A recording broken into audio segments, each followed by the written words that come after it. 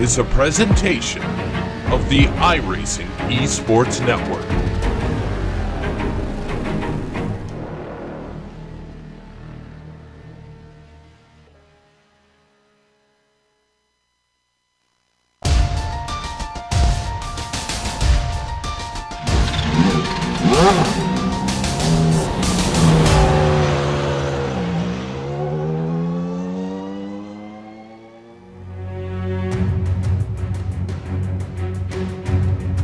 This sim racing broadcasting company has become the go-to place for retro Formula One nostalgia. A few hours ago, we streamed your way the Grand Prix legends Lotus 49s at Watkins Glen. Tomorrow, we'll bring you the Classic Team Championship Lotus 79s from Tsukuba. Right now, we won't be traveling back 51 years to 1967, not back 2 score to 1978. No, today's history is much fresher, but distant enough to precede some of the gadgetry that affects the current F1 machines. This afternoon's weapon of choice, the Williams Toyota FW31. The year it waged war, 2009, before the nonsense of any kinetic energy recovery system, hence the name this series so proudly sports. It's time for the Batteries Not Included Season 2 debut from Canadian Tire Motorsports Park. And all the simulated retro racing action from Green Flag to Victory Donut streams your way live as it happens right here on the Global Sim Racing channel via the iRacing Esports Network. Hello and welcome to another GSRC broadcast on IESN.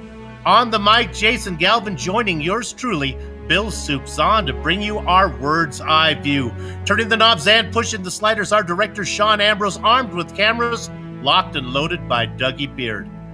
Jason, in 2009, these Williams were flown to Canada, but Formula One visited Circuit Gilles Villeneuve, not this place. So what does today's venue have in store? Well, Soup, I think that the F1 drivers back then were probably sorry that they didn't come to Canadian Tire Motorsports Park, because this is a fun track. 10 turns, a lot of elevation change, just short of 2.5 miles around this track in Bowmanville, Ontario, Canada, and it puts on some fantastic and fast racing. These cars will get around this 2.5 mile track in under 1 minute. They are on the throttle the entire time. You're gonna need your 5-point harness when you're sitting at home and you ride on board with one of these Formula One cars around Canadian Tire Motorsports Park. And with that, let's go ahead and take a look at the video lap. All right, we've got Clayton McLeod and the GSRC Williams, so let's do a lap around Mosport. The majority of this lap is going to be pretty simple. Turn 1 requires no lifting, just smooth out your steering. Clayton, incredibly, still no lift on the throttle. Pick your turn in on the blind crest and then keep it planted through the corner. Finally, once you hit Quebec, you've got to find the brakes. But don't expect this to be an easy place to pass. The wake of the car ahead will make it tough to follow for much of the lap. Accelerating out of there, you'll stay hugged to the left side as you fly down turn 4. And finally, you need a real stomp on the brakes for Moss. But it comes very, very late, so it'll still be phenomenally hard to overtake. Be careful, easing onto the throttle out of the hairpin, but also try not to hesitate, because now that we're on the Andretti straight, you're going to be building up a huge head of steam. If you can manage to use the slipstream to get close to someone, be prepared for a game of chicken. You see, you're only going to be using the brakes 4 times during this lap if you do it right. It's simply a lift heading into the S's, and then eventually at turn 9 you get on the binders. The track quickly switches back at whites, where you need another small dab of the brakes, and then hopefully you've now finished a lap around Mosport.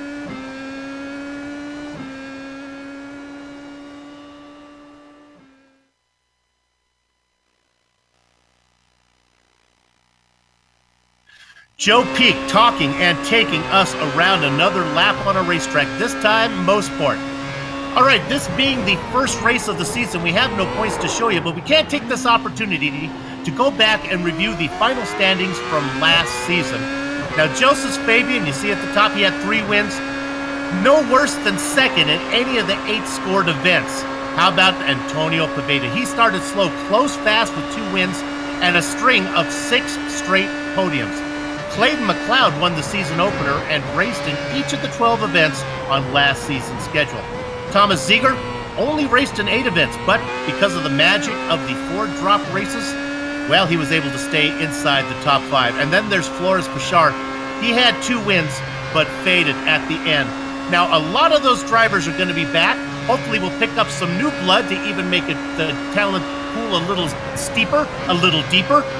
But what happens on GSRC is we're always picking up new viewers as well. So with that in mind, let's go to Jason to tell us about the race details. This should be a quick race in the world of Formula 1 cars for 51 laps because of how quick these cars get around this track. Round 1 of 12 on the season. These are open setups, but they use 67% fuel. So just like in the good old days of Formula 1, pit stops actually matter in these cars, which should be fun. There's no incident cap, which could be crucial here because there's a lot of runoff areas that are tricky with incident points, and they do use the official iRacing point system to score in this series. So the points you get for winning is based on the strength of field. They do the math themselves. This is not an official iRacing event, but nevertheless, they carry over the mathematics into this series. All right, all of the bookkeeping is out of the way, and now we can focus our attention on the track where qualifying is underway, and Joseph Fabian sits on the tentative pole ahead of Floris Bichart.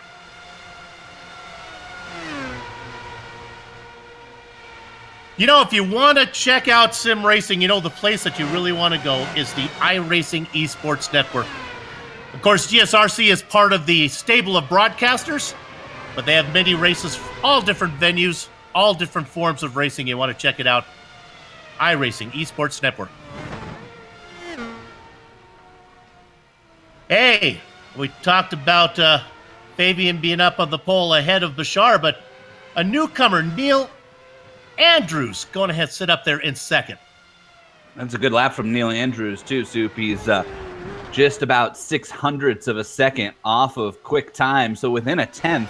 And in an F1 car on a course like this, that puts you right there in striking range. You know, the thing about this track position is going to be everything. If you have a lot of pace, but you mess up in qualifying, you end up, you know, you look at all these cars here from Bichart down to Henkel, and they're you know, a tenth of a second apart for 4 or 5 spots there. That's a lot to make up on this track. 4 or 5 positions is difficult because there's just not many passing zones.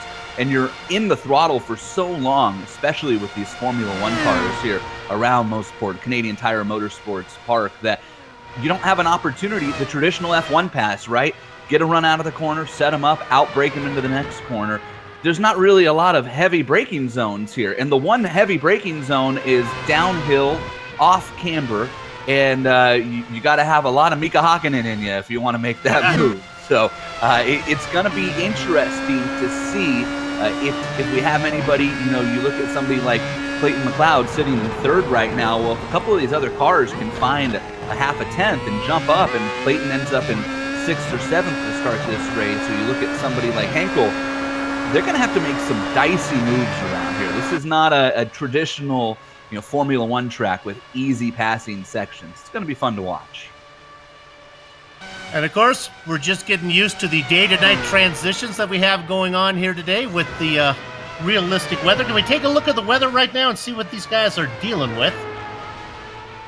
There you have a look at it. Ooh, a little warm on the track there, Jason. Yeah, 106 on the track temperature, and that's going to make things extra slick, especially when you look at some of the fast corners where you have all this load on the car, like turn 1. And turn 1 here, it can just be a bear. If you get a little bit too wide in turn 1 out on the rumble strips, the car wants to twitch. And Soup, you know the thing about these cars is once they twitch, goodbye. Yeah, they don't untwitch. Partly cloudy skies, so that could play a factor. If a cloud rose over here, it may cool off that 106 Fahrenheit degree track temperature. We just did a Lotus 49 race a few hours ago, actually a few minutes ago, and the drivers were talking about even in that car, the dynamic weather makes a big difference. Hey, look at this. Clayton McLeod and Scott Newton both laying down some laps ahead of Neil Andrews. So Fabian ahead of McLeod and Newton, as you're on board now with Scott Newton, the The driver from Down Under is sitting in third right now, a 56.527. He went to P2, and then Clayton McLeod followed him across and went 7 thousandths of a second quicker. He might have even had a little bit of a tow from Newton, so just follow Newton along and then jump right up there. So car number 13 sitting in third, and Scott Newton could be a force to be reckoned with in this one as he comes along here onto the main straight. I talked about when we looked at the final standings from last season, Joseph Fabian, Clayton McLeod, Floris Bouchard, they all sit first, second, and fourth. Didn't mention Scott Newton.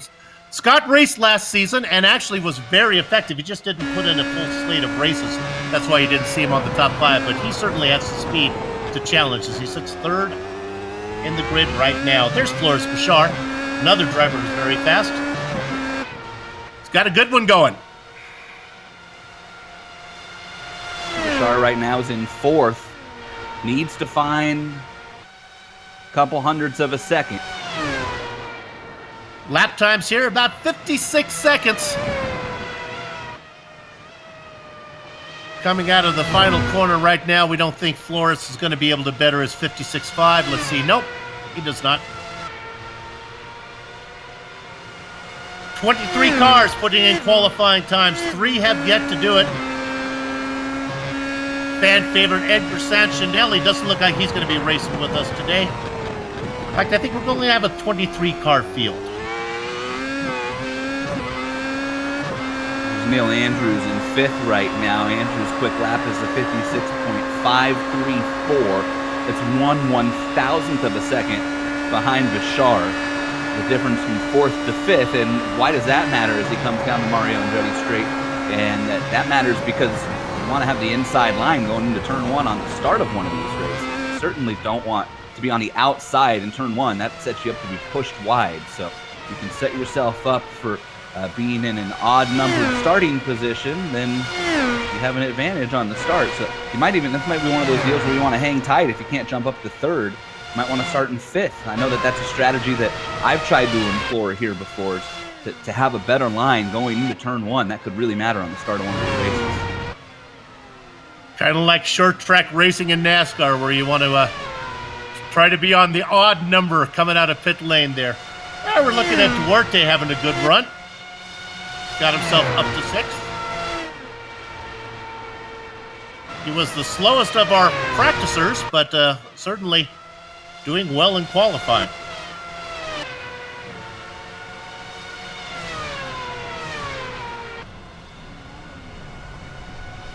Of course, if you get off here a little bit, you can bring some grass onto the track. Moss is one of those places where that could happen.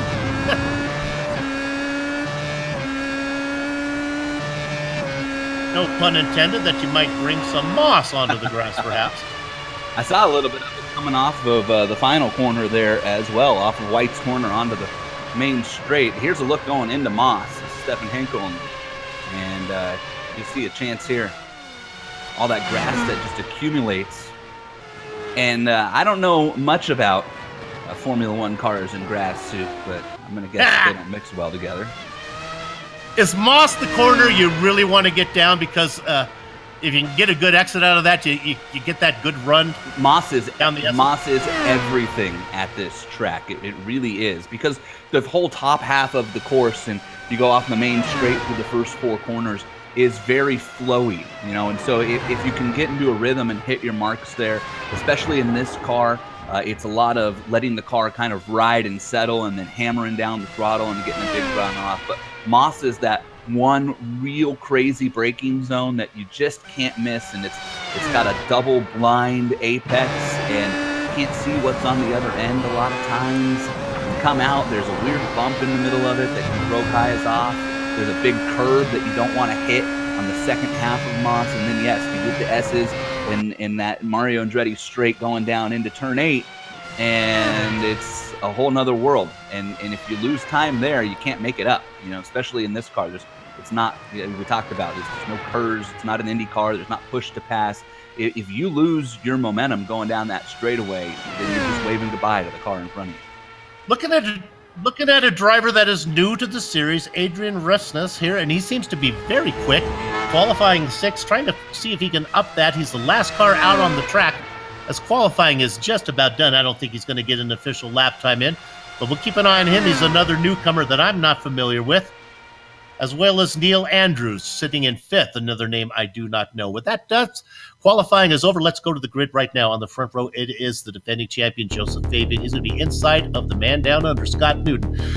Clayton McLeod and Flores Bashar fill up row number 2. Neil Andrews, we talked about him. He's a newcomer. Adrian Refness, another newcomer, in 6th position. Gabriel Duarte, we saw him qualify in 17th, to be flanked by Thomas Zeiger. And Stefan Hankel and Mike Hooker fill up row 10. Jan Hoffman will start in 11th position with Stephen Kempson in row 6. Row 7's Jeffrey Price and Chris Moretta. Marcus Jezo will start 15th with Thomas Knoll. Dave Peterson and Kevin Mills in row number 9. And row 10 is Reed Miller and Fabian Young. Then the back part of the field, Silvio Hurt, Chris Bain, Ronald Overbay. We've seen him race a little farther up. Surprised he's so far back. Jerry Foucault back there in 23rd position. You can hear the engines now start to rev up, but the drivers have one foot on the gas, one foot on the brake, the other foot on the clutch. Big field here. They are actually lined up. The back part of the grid is actually around the final corner. Batteries not included. The debut season was last season. This is the sophomore season. We expect this one to be even better than what we saw in 2018. Your defending champion, Joseph Fabian, on the pole. Perhaps his biggest rival when he showed up to race, Scott Newton, staggered back in the 2nd position. Still waiting for everybody to take their spot on the grid.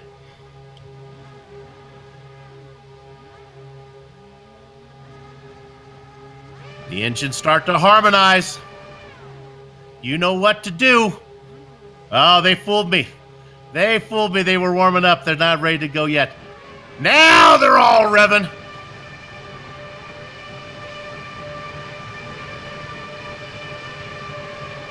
Gather up the chicken, take cover on the cows. The horses are out of the barn. Joseph Fabian leads the stampede of Williams down into the 1st corner. Newton gets 2nd position. Sure enough, the battle for 3rd is McLeod, and very close is Bashar. McLeod and Bashar side by side. McLeod's going to get that spot. Bashar not giving up. McLeod holds on. The battle for 4th and 5th. Also, Refness back there as well. Stampede down into Moss Soup, and this is the first opportunity to make up spots, and we got cars around and upside down. Big mess. We'll come back and take a look at that one. Adrian Refness involved in that one. The car that went upside down was Stephen Kempson. He ends up on his lid. His day is done. We will come back and take a look at that, but Moss claims its first victims. Talked about it in pre-race. That is Calamity Corner at this track, and so many opportunities for something to go wrong. Sure enough, a battle for 3rd right now. Bashar looking to try to get on the inside of McLeod. He's been working on him since the green flag. Cannot get it done. Fabian driving away. 1.2 seconds up on Newton in 2nd. That incident in Moss really spread the field out. Soup. The first 4 cars have checked out. Bashar has a 3-second lead on Neil Andrews from 4th to 5th. So no pressure right now on Flores Bashar. He can work on Clayton McLeod and Scott Newton. And Bashar is right there behind Newton, starting to poke around as they come through the S's and head off down towards turn 8. One more run. Look at Bashar working both sides of the track like a jaywalking mailman, trying to find some way around McLeod. McLeod right on the back of Newton. Those 3 cars nose to tail. Oh, a horrible corner for Bashar. He's going to lose all of his momentum and drop well back. Yeah, Bashar went way wide there in turn 10 on the exit of White's corner. Battle for position. Hoffman in 8th position, yeah. We look back here at this battle for 8th now. Hoffman, Gastal, Moretta. Another car that's loose, boy. Henkel almost gets into it with Noel, and Noel is in the wall. Thomas Noel in the 115. He's coming back. Front wing damage for Thomas Knoll. That's going to be catastrophic at a track like this where you need all of that front downforce.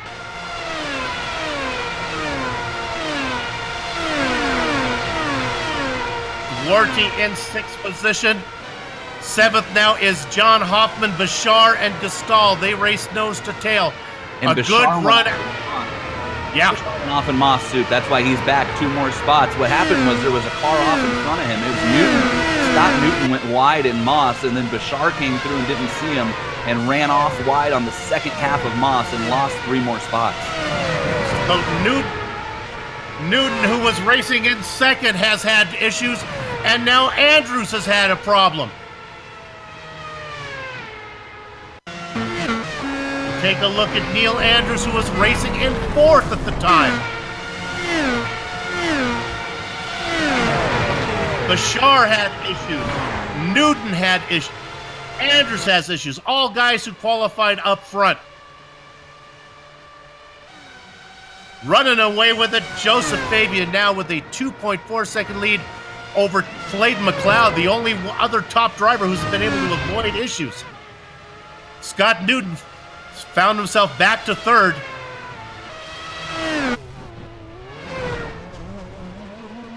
Out of the final corner, Gastal put it in the wall. No, it wasn't the final corner. It was 8. And after this, Gastal takes it right into pit lane because he was close enough.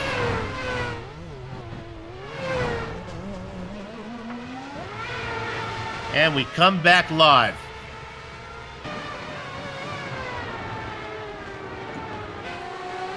Up front, Joseph Fabian is just checked out and back in the 8th position. A bunch of cars. Actually, it starts with Chris Moretta in 7th, and then Jan Hoffman in 8th. Hankel back there in 9th, and Jeffrey Price in 10th. That's the best battle on the track right now. It's from 7th through 10th. It is indeed. And Hankel with a good run on Hoffman. He's going to move to the outside. He's going to get him up the S's even before they get to the left-hander.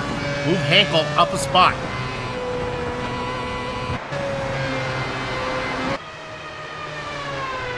Take a look.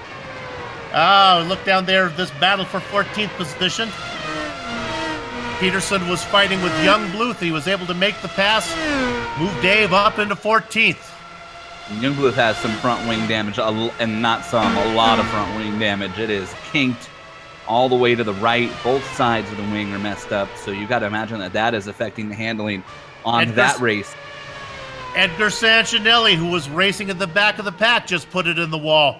Mosport is the winner so far. We'll take a look at Edgar, a fan favorite.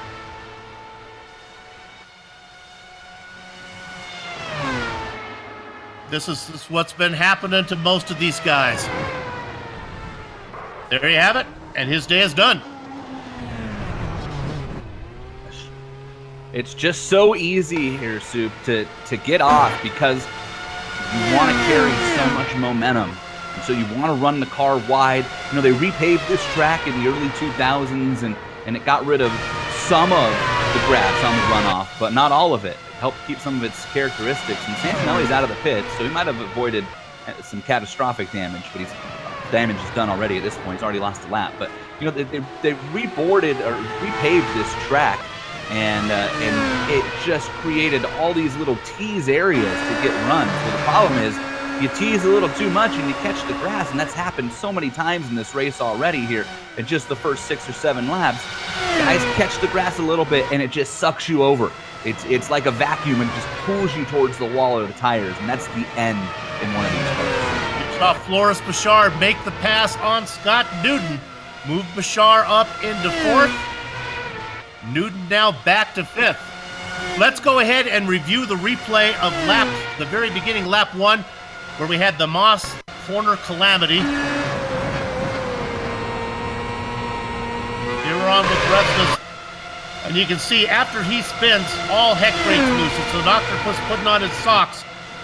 Things are going everywhere. You can't tell what's going on.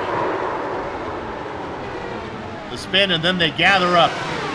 That's a great view right there. You can see the chaos. Good job from our director to get that one. That looked like one of those situations, too, Soup, where you just can't go too wide through Moss unless you really trust the driver around you. And that goes both ways. That's for both the overtaking and the being overtaken car. Resnick's off again. And that looks like the end of Resnick's day. Yeah, that was it. That was in Moss. He was behind Jan Hoffman. He has a spin. He bangs the left front tire in. Yeah, I think Resnick is done. 6th place qualifying, all for naught. Now, after Bashar got around Newton,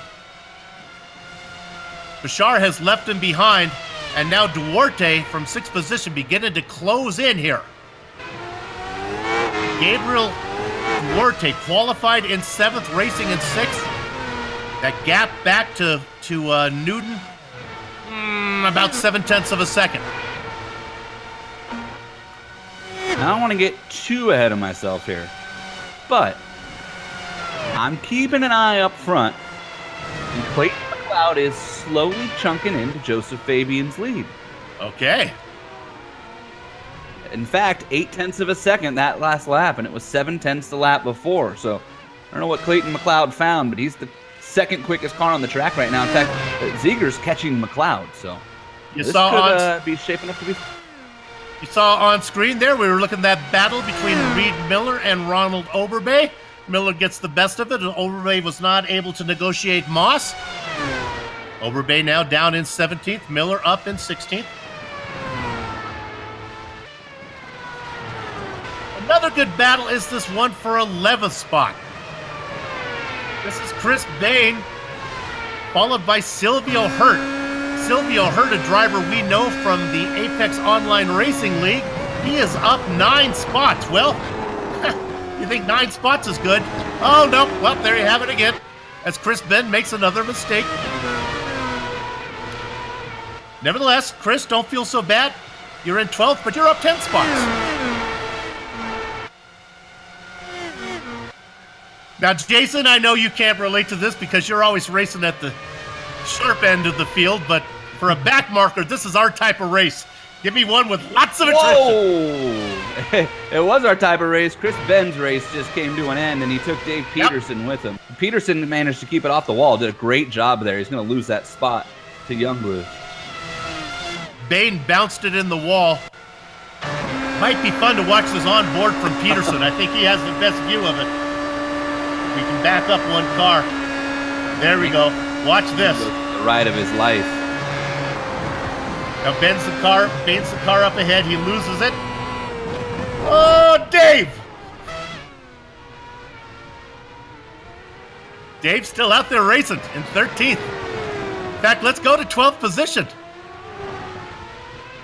Peterson is not scared at all after that one. He's ready to race as he's working on the back of Fabian Youngblood. And Youngblood doing a nice job hanging in Soup with that front wing damage that he suffered real early in the race. And it has hampered his ability to carry speed down the straightaways and through the corners. You'll see it probably really affect him more so at the start of the S's there in turn 8 and through the back section. But watch him come through turn 1 here. Youngblood's just not going to be able to carry the same amount of speed as Peterson. And here comes Peterson with a run into 2. So Peterson's going to be, if he plays this right, set up real well to make a move maybe into Moss, if not sooner.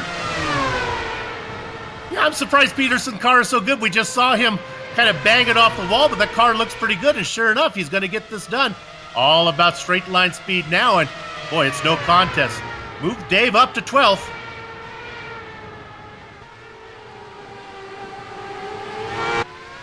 All this going on behind. Oh, now wait a minute. Where is Fabian? Joseph Fabian is down to 3rd. Did he make a stop? Or did he make a mistake? I'm scrolling back to see if I can see what happened to Fabian. I don't know why he is in 3rd.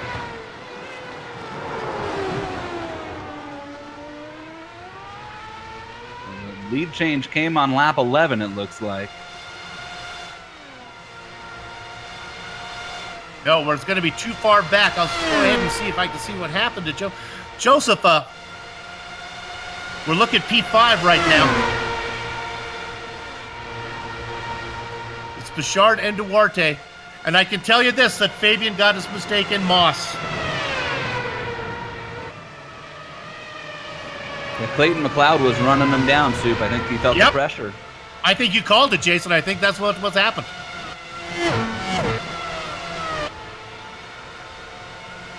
So here we go. Remember, we talked about this before. Newton got around Bouchard, and I thought he was going to drive away, but now Bouchard's coming back. I thought Gabriel Duarte might be able to get to Bouchard, but that's not the case. Flores has picked it up in his number 9 machine. Yeah, Flores Bouchard right now is the second quickest car on the track, behind Thomas Ziegler, who's in second. It's actually quicker than McLeod, or at least equal to him, which is really impressive because he's got a car in front of him. So an opportunity here now for Bouchard to get around Newton on straight. Here's the battle. And he's got to go the long way.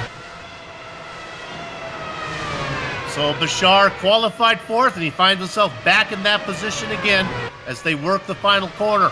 Heading towards the start-finish line as they're going to be working lap number 15. Up front, it's Clayton McLeod. Clayton McLeod is going to have some company here, too. The way this race is going is Thomas Ziegler keeps chunking tenths of a second off of that. Every lap, it's anywhere from 2 to 5 tenths of a second, so almost a half a second. And this will be dealing with a little bit of traffic. This will be quick too, as Ziegler can get a tow if he wants it off of Overbay. He does. Oh, Newton from front has, from 3rd position, has had trouble. Newton was racing in 5th, and again it's Moss corner.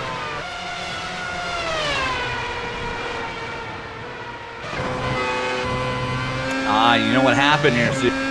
He gets his left sides off on the entry to Moss right as he gets on the brakes. You can see there is so much grass built up there already. So you almost don't even need to get off. In fact, Duarte behind Newton did a nice job of running over a little bit. The line has almost changed. So Newton is back out now. Now he's coming into pit lane. He got passed by Bouchard. Then he had the driver behind him of Duarte putting pressure on him. Newton fade.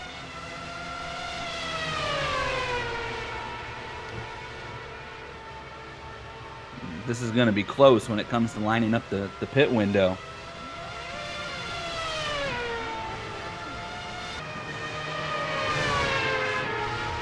As we look at the battle for 9th position,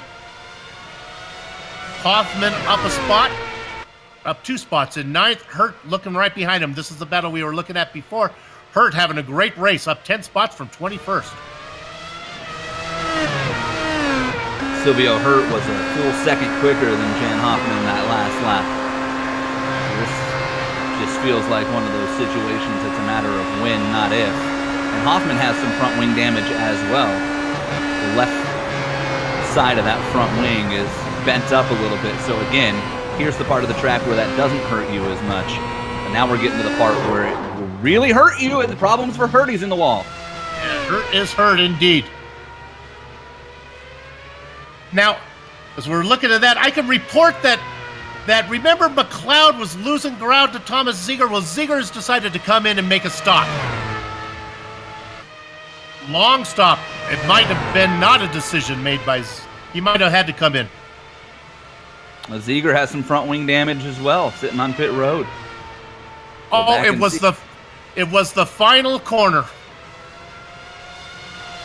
As he was making his way to pit lane, whether he intended to come to pit lane or not, but he banged it in the wall and then decided to bring it in. Yes, this was not scheduled. Yeah, it looked like the back end started to step out in turn 9 there, Soup, and after the back end stepped out, Ziegler kind of overcorrected and caught the left side of the wall and smartly just hung a right and said, well, I guess I'll take my pit stop. That's too bad, because Jason, you had noted that he was running down McLeod. It would have been interesting. Now McLeod's got 7.5 seconds back to Joseph Fabian. And Ziegler Fabian is fast. Yeah. Forget about that. So it's just McLeod and Fabian now, basically. And Silvio Hurt makes another mistake. We don't need to go to that one. All right, so let's take a second here and catch our breath. Let's run down what's going on. Clayton McLeod has a 7.6-second lead over Joseph Fabian. Fabian was your leader early, made a mistake, fell back to third, has worked his way back up to the runner-up spot. Floris Bashar, a similar situation for him. He races in third, 3.5 seconds up ahead of a guy that we have not talked much about. How about a fourth-place run for Chris Moretta? Nice run for him, up 10 spots. That's how you do it. Rounding out your top 5, about 2 seconds behind Moretta, Gabriel Duarte. Duarte under attack right now from Stefan Henkel.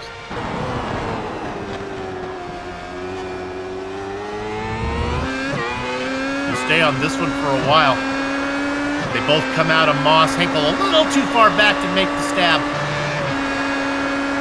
Well, I say that, but he starts to close.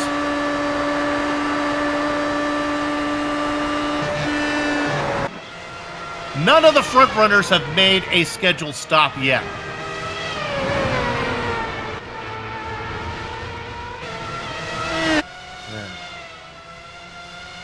Looking back, Reed Miller's our highest pitter, and he's really off cycle, not part of anything we need to care about. 11 drivers still on the lead lap. Miller, the last one of that. No, I apologize. It is Jerry Foucault back there in 11th.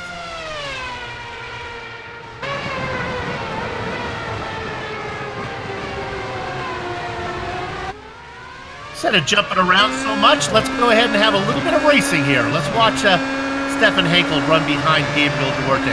Oh, he's got a pretty good run. Run right by him on this race. Yeah, you saw it. You saw it, Jason. Oh, but he's going to back out. Didn't force the issue. You know, that's one of the rare corners in racing there, Soup. That was a good example of it, where being on the outside line can actually be advantageous because you can carry a lot of speed. And the first corner there of the 3S's at the end of the track, turn 8, has kind of an open entry and then tightens up at the end. So if you run the wide line and the inside car isn't literally all the way up next to you, you can carry enough speed and kind of pinch him to where that inside car just has to back out and call no joy and try again the next time around. Well, with that in mind, let's stay on this battle, take a look at it one more time as they work through Moss. But I think this time Henkel's too far back.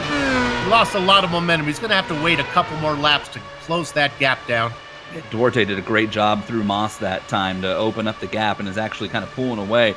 And don't look now, but Fabian Youngbluth is actually reeling both of these drivers in. Now, Youngbluth is down lap right now. He's the first car lap down, but he has also made a stop already. Now, he had some problems and had some front wing damage that was slowing him down that we saw a couple times, cost Youngbluth positions on the track. But if that pit stop came at a point where he might be able to make it to the end, then, well, he might be in some decent shape here. I don't know that it happened that late. I don't think he's in the window. I don't think anybody's really in the window yet. But, oh, somebody off. It was Chris Moretta. Oh, he was having such a good run. I don't think he hit the wall. I think he did okay. The yellow car gets loose. Oh, just a little bit of the nose. Yeah, I think he's going to be okay. I'm looking at it and don't see any damage there from that. And that was a situation where he caught too much curb. The grass has been the snake that's doing all the biting in this race, but that time it was the curb that got Chris Moretta. Boy, he's wiggling the car, trying to get a feel for what's under him right now. Good news is he didn't hit anything. The bad news is he lost 2 spots to that battle of Duarte and Henkel. Let's go to that right now. Let's go to Duarte in 4th position. Henkel a little closer than he was last time. A 4 car lengths back. Oh, it's been right in front of him. That was Jan Hoffman. And Jan Hoffman had just made a pit stop, too. As Hoffman just lost a lap. That's the out lap for Hoffman, so maybe cold tires in that situation. And that was right in front of the 2 cars we were watching. Hoffman was the first driver to make a stop too, Soup. So now this makes me really curious. We talked about how hot the track is and this new dynamic weather that iRacing has put in, and now Hoffman comes out of the pits on cold tires and right away gets bit in Moss. Keep an eye on that here as these cars start pitting. Hoffman's off again and his race is over. That's a big wreck coming out of turn 1. Hoffman just got off of turn 1 and pounded the wall near pit exit, and that will end his race. 9 cars now on the lead lap. Oh, Bashar from 3rd position. It was Moss getting the power down.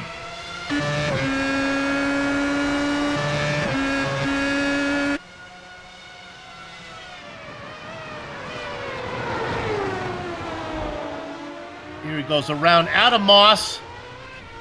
And there it is, in the wall. One of the most difficult corners in sim racing is Moss. To hit correct, you know, you can really back it down and get through there safe. I guess you could say that about every difficult corner, or most of them at least, right? But that is a corner in Moss where if you are really digging and you're trying to gain time, you're trying to make up spots, you want to get a run through the S's to get the car in front of you, or you're trying to cut time, that's the corner to do it in.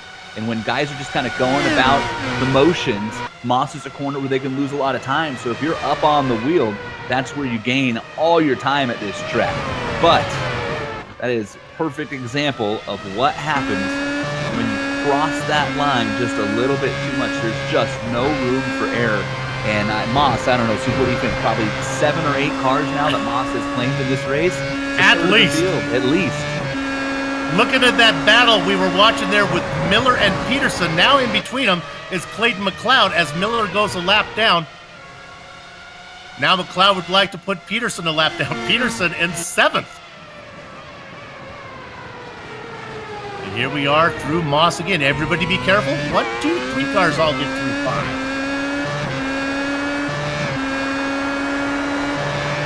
Now we're going to see some pit stops as Henkel makes one, as does Moretta. They pit from Henkel was racing in 4th and Moretta in 5th.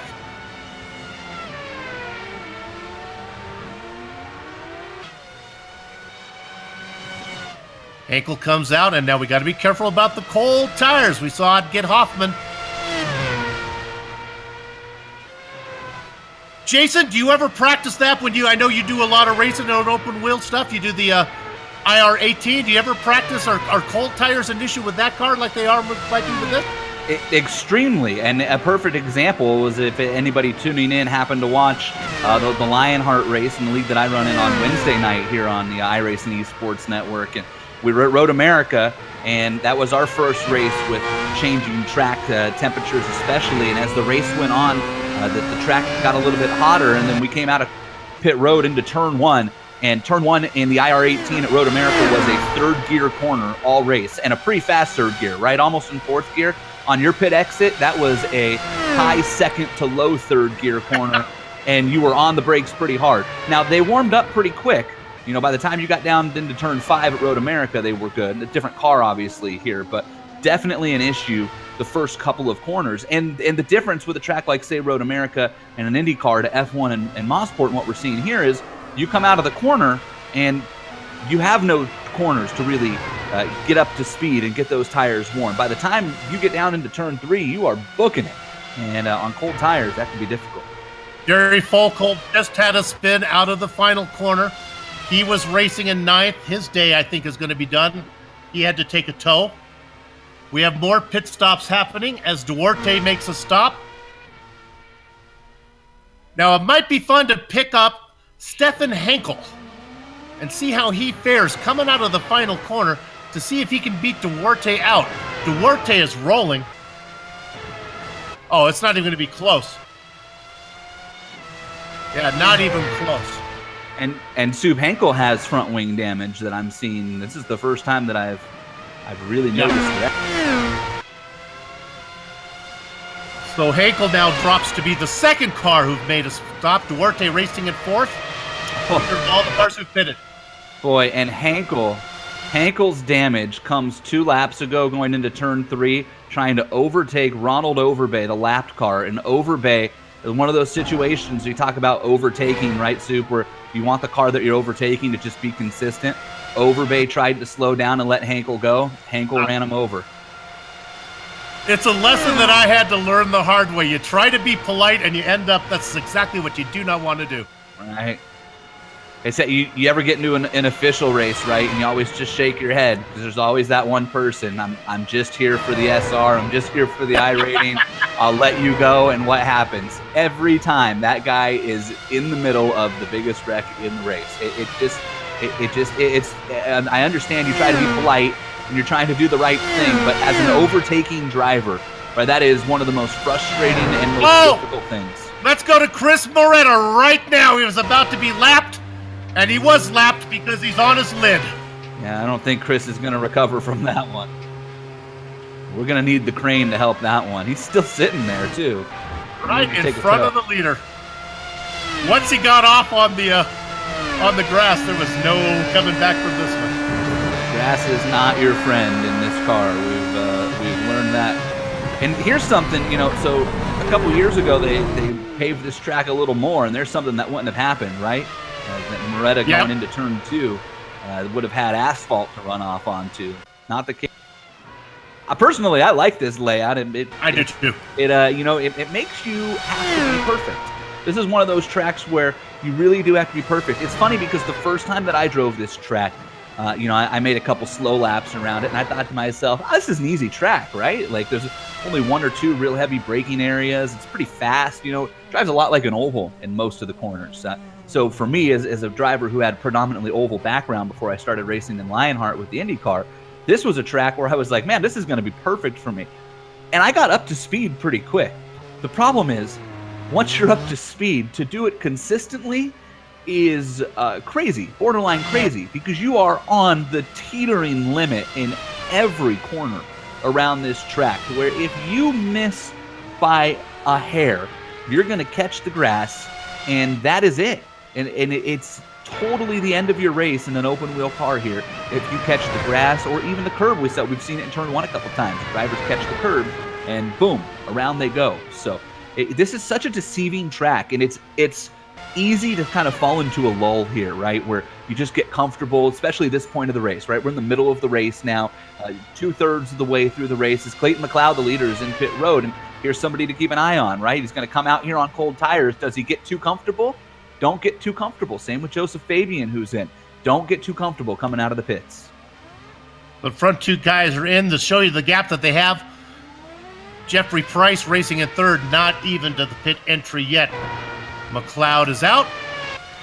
It was about 12-second interval between McLeod and Fabian. Fabian now rolls. And there's Jeffrey Price is going to get him now.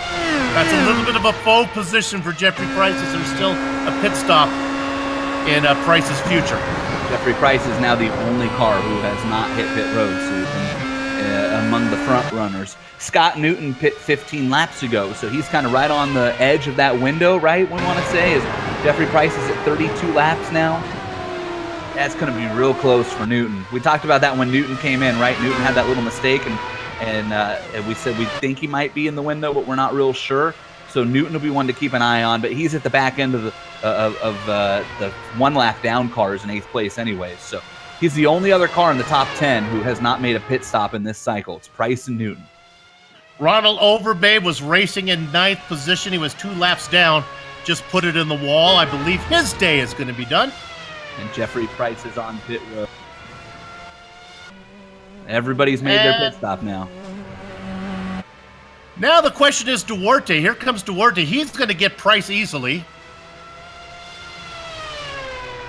So Duarte moves up into 3rd. And Hankel coming out of the final corner will also get him.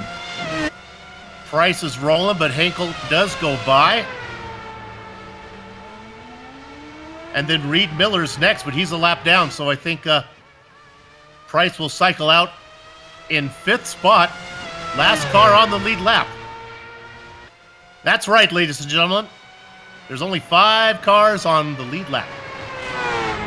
That's a good stop for Jeffrey Price. He did everything right, didn't make a mistake, comes out. He's had a clean out lap so far, although this will be the real test as He comes down into Moss off of his outlap. So Price, it looks like, will kind of slot in and takes it nice and easy there through Moss. And he'll slide into 5th, and barring any mistakes at this point, that's his floor. So you got to feel good about that with 17 laps left in the race. You have 18 laps left in the race. You come out of the pits. You've made your stop. Everything's clean. And when you know that your floor is 5th place and you started way back in 13th, it's a good day.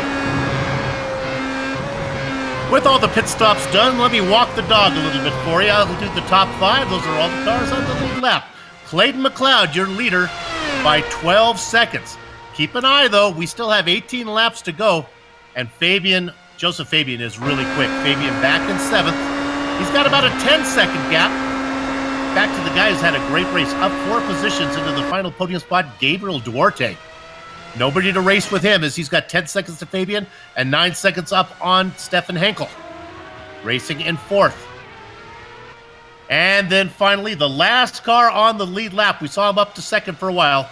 Jeffrey Price. He's about 39 seconds behind the leader, in no real fear of going a lap down. Scott Newton, as we speak, has made a spin. He was racing in 8th. It's been a rough day for the Australian driver. What corner was it? Well, Moss. Take a look at this one.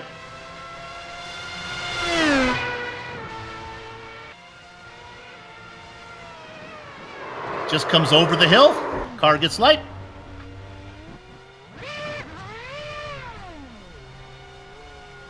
Even with that spin and the time in the grass, did not lose a position.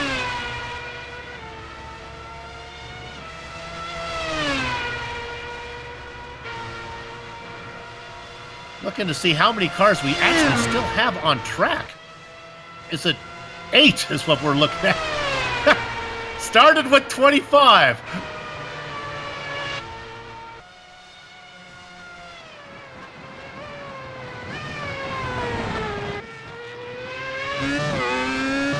Go ahead on Clayton McLeod and take a lap. This is how you do it when you're out in front by 12.2 seconds. You only have 16 laps to go.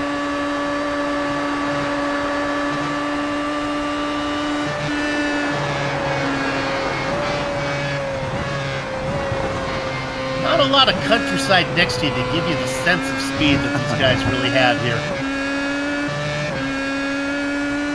You talked about Road America. That's a track, Jason. When we do the onboard camera, you get a feeling how fast you're going because of that. Okay. Well, I'll tell you what. You ride on board to Clayton McLeod here, and I mean, he is the first time he's out of the throttle on a lap is right there. And he goes into turn 3, and then wide open through 4. Now heavy on the brakes for Moss, but even here, not as heavy as I thought. He goes wide. Oh. We go on board with Clayton McLeod. It's the jinx of the broadcasters. Let's watch the guy who's dominating the race make a perfect lap, and he goes wide on Moss. That was a nice save by McLeod. He kind of knew it. Yeah, he's done that 37 times perfect, and on the 38th time we catch him, he makes the mistake. Somebody must have told That cost him about a second. Yeah, it was about 12 and a half up. Now he's 11 and a half.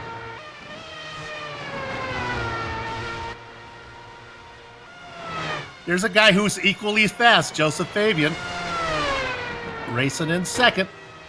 Joseph Fabian has found a lot of time here late in this race too. So he got out in front early on, and then he settled in. He was running laps in the low 58-second range, and that's what let Clayton McLeod catch him. And then Fabian made that mistake, maybe feeling the pressure a little bit from McLeod. But last time by a 57.6, best lap was a 57.5.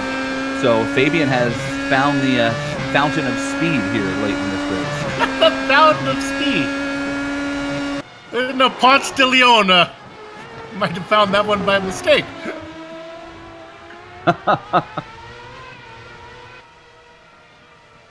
Eight cars racing. I just took a little stroll through the field. Not a battle to be found. There are some cars on track as we see some lap traffic going down.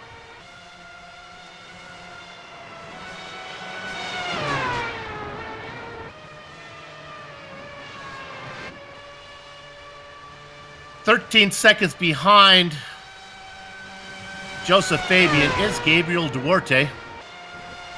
up 4 spots.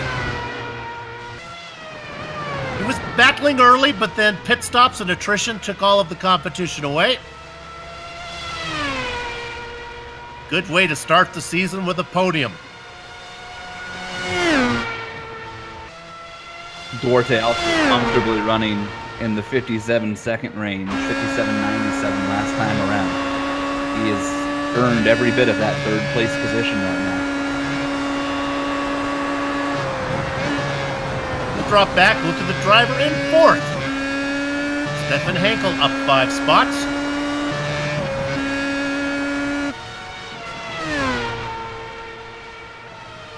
Points payout based on iRacing points, so they figure out the math. The stronger the field, the more points you get. There are 4 drop races in this series. So if you're a driver watching at home saying, hey, this looks like a fun series, but I've missed the first race, don't worry. You can write that one off. Come on in. There's 11 more to go. And I show the strength of field in this race as being at 2184, so it's a decent SOF.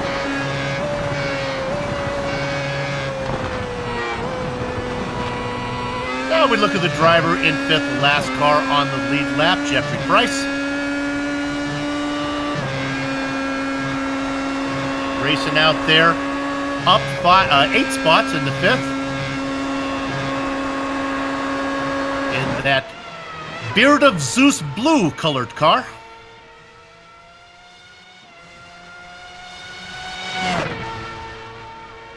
You're going to have to explain to me what Beard of Zeus blue is after this race. Shade of blue. The shade of blue.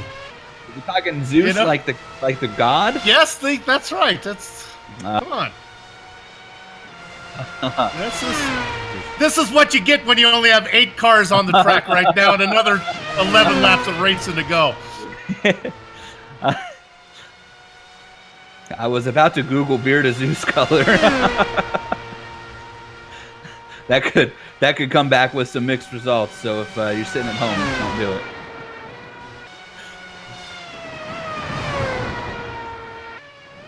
Of course, this is the Global Sim Racing channel, and we stream this to you courtesy of IESN. You can check out a lot of the Global Sim Racing channel broadcasts there, as long as other ones from RaceSpot and LSR TV, V8's online. SimSpeed TV is what it's called. Gotta stay current with the changing sim racing environment.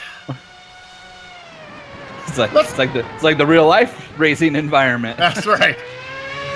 Since we have this opportunity, how about we give a little screen time, a little love to Reed Miller, racing in 6th, up 13 spots.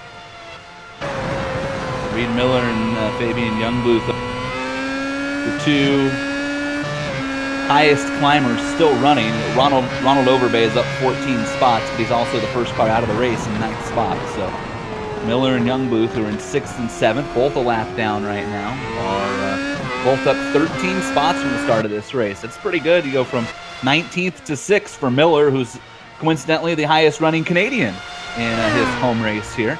He's also the only Canadian, but never let the facts get in the way of a good story. Pretty much guarantees he's the highest running Canadian.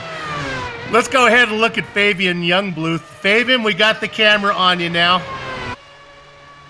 All you got to do is keep it clean here for about 20 seconds and we'll leave you. Racing in 7th. I am just amazed, Soup, as we go through these cars. Every time we switch a driver, on my end, I'm going to the onboard just to watch what they're doing. And, even the cars that are running in 58 and 59 second laps, it is pretty remarkable to think about a car going around this track at this speed, carrying this much momentum. They are almost, never on the brake pedal with the exception of Moss and a little bit through the S's. It is remarkable. And even in Moss, these cars are carrying, the faster cars, 3rd gear through Moss in a 7-gear car. I would have just never thought that you could carry that much speed through a corner. But I guess the modern marvels of a Formula 1 car, right? Even this car now that is, a decade old, having its 10-year birthday coming up, and even at that, 10 years ago, you know, this car just so much more technologically advanced than any other form of motorsport car. That is really the beauty of a Formula One car. Is, you know, in the 80s they were building race cars that are still to this day more technologically advanced. Reed Miller. Than anything. Can we take a look at Reed Miller? He just had a spin. Not sure if we're going to be able to find that one. It happened right in front of Joseph Fabian. It might be a fun onboard camera from Fabian here after Reed spins. We were kind enough to get the camera off of Reed. And it'll be coming up here any second. And Reed just let Gabriel Duarte go, so maybe caught his attention. There's the spin. And now here comes, well, I thought it would be there.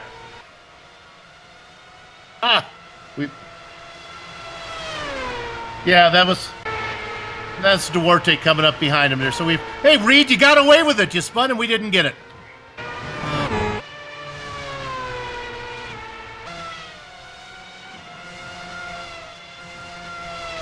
All right, well, let's go ahead and put our final camera on Scott Newton. We've gone through the field. Let's give Scott a little bit of love here.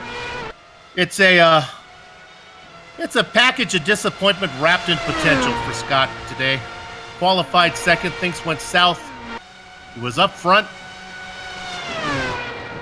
Still out there putting in the laps. Don't think he has any chance of catching Youngbluth unless Youngbluth has problems, but the way Moss has been, or the way that Moss has been behaving today, who knows?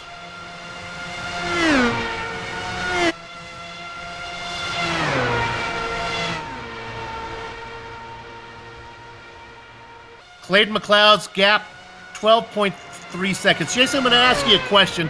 I've asked this of a lot of drivers when they're in this situation.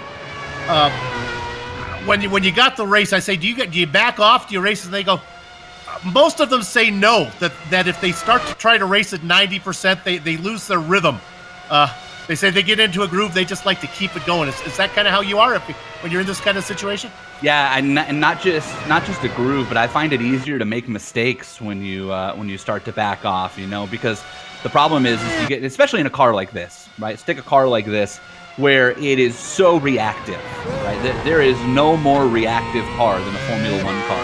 And so every little millimeter of input on the wheel matters. So when you slow down, let's say 10%, we're going to back off a second and a half around here just to get to the end at this point. You slow down, you put the same amount of input in, the car turns more, right? Because there's less load through the corners and whatnot. But that's when I find that I make my mistakes.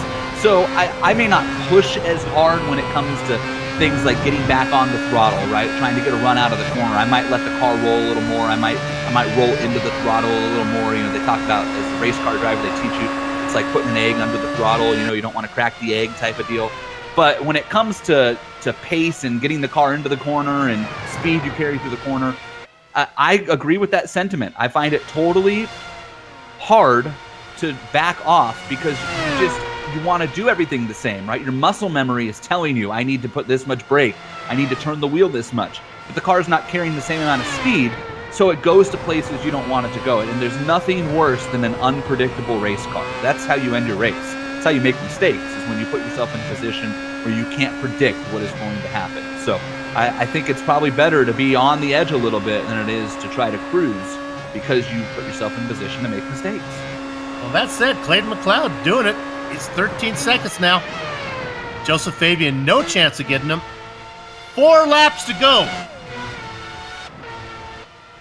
While Clayton McLeod is going to get the victory today if things go the way we think it is, I think the real winner might be the racetrack, as it claimed, my goodness, 17 out of the 25 drivers. I just got word from the officials at Dover International Speedway that the Monster Mile is going to adopt Mosport as its Canadian sister. Yes, indeed. Soup, I owe an apology too, since we've got 3 laps left to Clayton McLeod, because we we were talking about Reed Miller being the highest running Canadian and the only Canadian, and it turns out that the guy who's going to win the race is Canadian. I didn't see his club logo; it's so far up there, you know.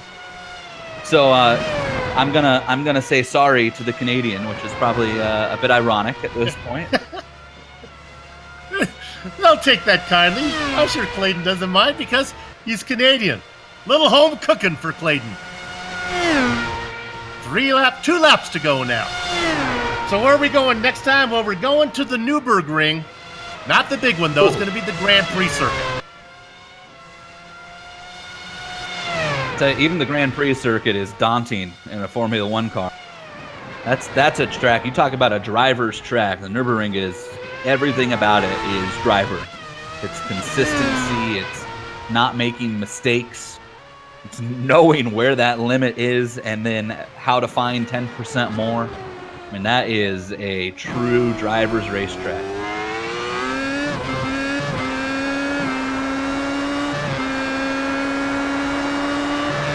There we are with Joseph Fabian, your defending champion. Joseph got the crown, only winning 3 races last time, but it was all about consistency. And honestly, he's picking up right where he left off. Didn't get the win, but he's going to get 2nd place. Clayton McLeod, interestingly enough, as we're on the final lap, picked up 1 win last season, and he did it in the season opener. Here we are again, season opener. Clayton McLeod looking to get another win. Hopefully, it won't be his only win for all the fans in Canada. You talked about slowing down on the last couple laps, Soup. Wait, McLeod has not slowed down at all. He had a big moment in turn 3 for somebody who's on the final lap of a race he's going to win. He ran a 57.43 on the last lap. This has been a spectacular performance. Up through the S's. 1 final right-hander. Let's give the opening round for Season 2, and the battery's not included, to Clayton McLeod. Joseph Fabian, here at most part, is going to get 2nd.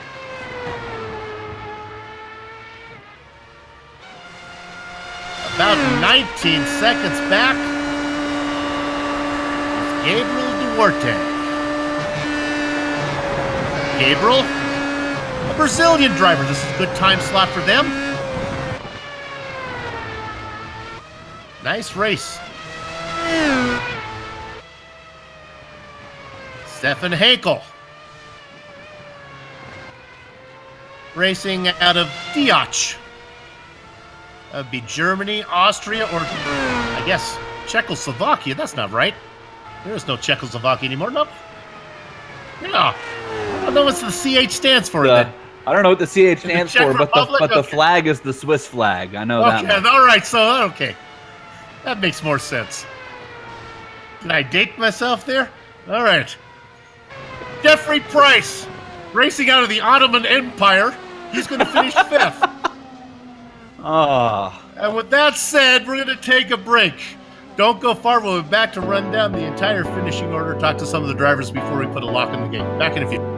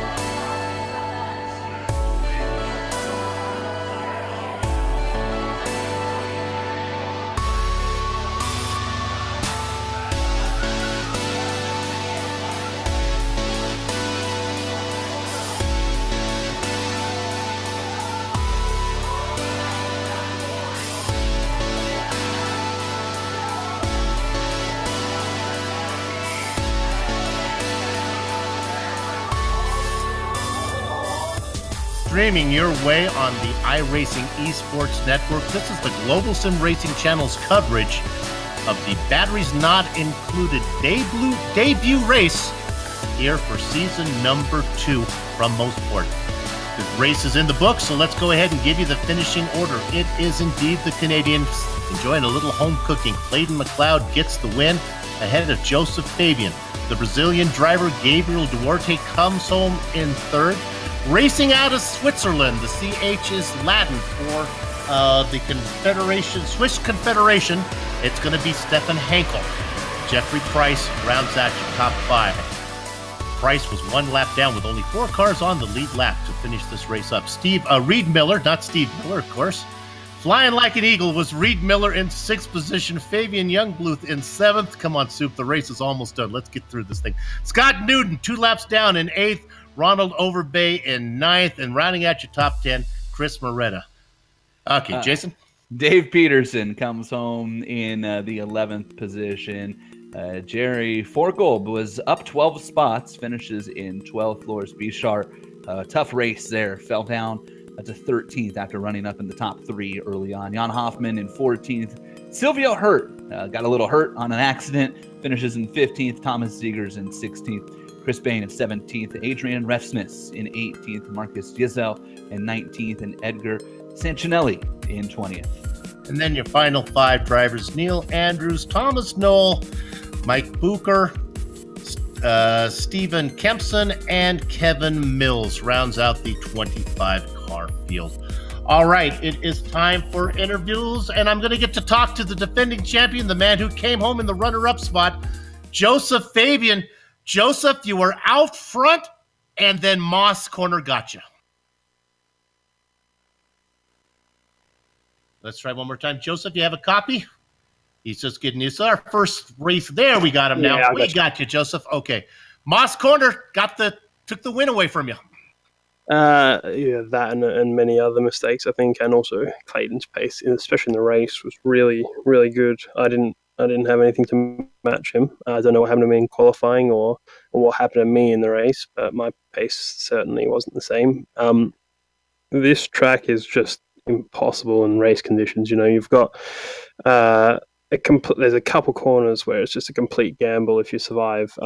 Clayton seemed to be the cleanest. I don't know if it was set up or if it was driving that allowed him to avoid these issues. But, you know, you just saw the amount of cars that finished, and, you know, I saw a lot of cars either myself. I was probably lucky to save it a couple of times. So really, I'm just happy I survived that. Well, honestly, though, that's how you kind of won a championship last time.